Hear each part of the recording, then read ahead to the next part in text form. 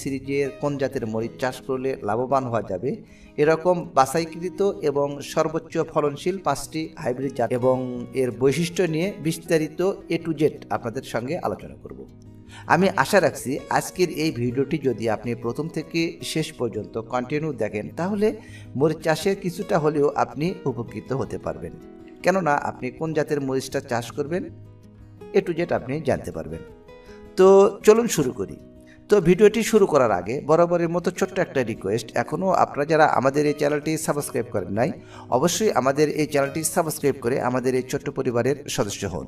আর already যারা subscribe করেছেন তাদেরকে জানাই অসংখ্য ধন্যবাদ। তো চলুন শুরু করি।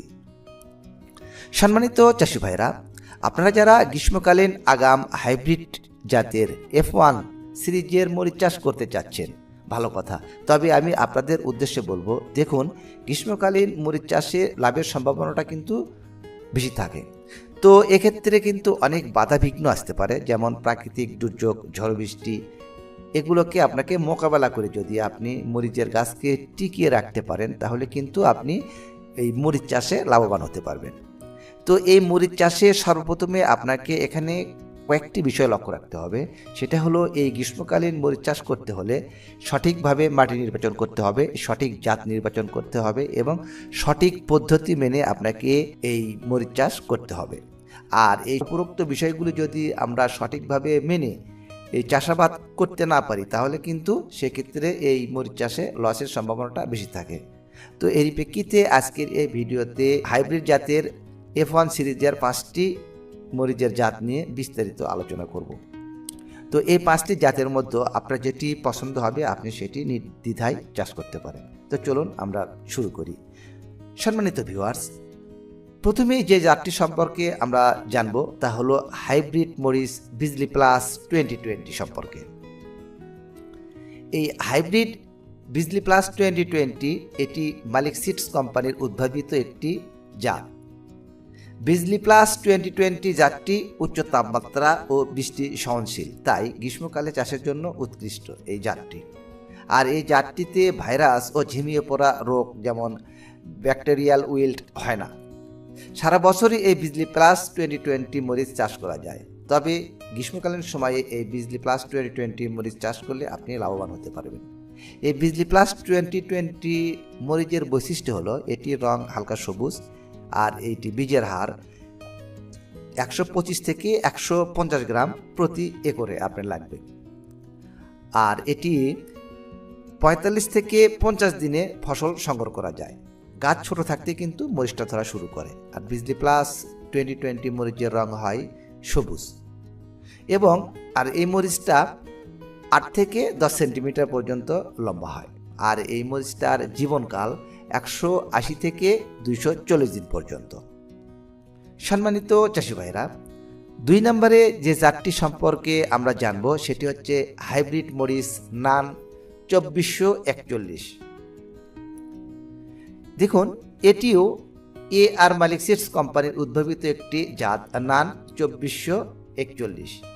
এটি সারা বছরই চাষাবাদ করা যায়, তবে গ্রীষ্মকালীন সময়ে এটি চাষ করা হয়। আর এই জাতটি ঢলে পড়া ও গোড়া পচা রোগ সহনশীল।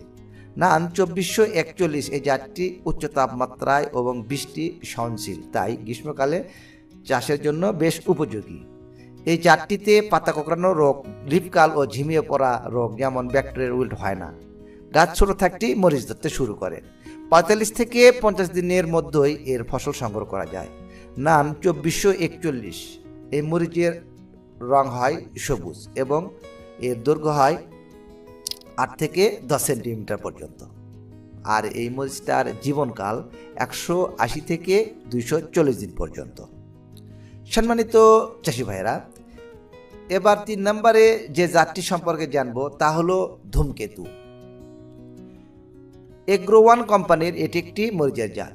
জাতটি উচ্চ তাপমাত্রা ও বৃষ্টি সহনশীল, তাই গ্রীষ্মকালে চাষের জন্য উৎকৃষ্ট। এই জাতটিতে ভাইরাস ও ঝিমিয়ে পড়া রোগ যেমন ব্যাকটেরিয়াল উইল্ট হয় না। আর মরিচ 7 থেকে 8 সেন্টিমিটার পর্যন্ত লম্বা হয়।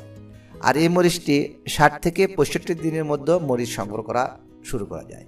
মরিচ দেখতে সবুজ এবং আকর্ষণীয়। ঢলে পড়া ও গোড়া পচা রোগ সহনশীল, ভাইরাস এবং রোগবালাই প্রতিরোধ ক্ষমতা বেশি।